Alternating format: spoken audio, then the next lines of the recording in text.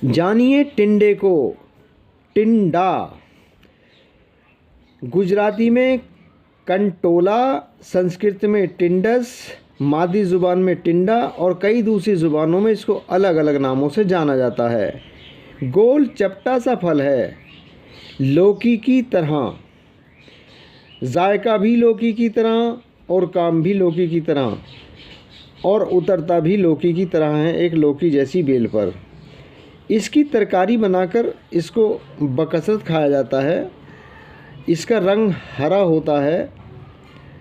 जायका कदरे तल्ख यानी कड़वा फीका, मिजाज सर्दतर ठंडा, मुकाम पैदाइश यूपी, बिहार, पंजाब।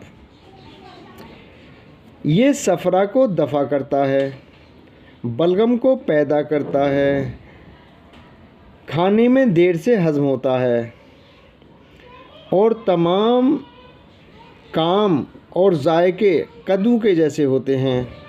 तमाम फ़वाइद भी कद्दू जैसे होते हैं और ये मुकव्वी दिमाग है, दिमाग को ताकत बख्शता है। आप भी इससे फ़ायदा उठाएं। वीडियो अच्छी लगी तो लाइक और सब्सक्राइब करके घंटी का बटन दबाएं ताकि आने वाली और मौजूदा तमाम वीडियो आपको मिलती रहें और आप उससे पूरा फ़ायदा उठाएं। इजाज़त दें, फिर मिलेंगे किसी दूसरी वीडियो के साथ। आदाब।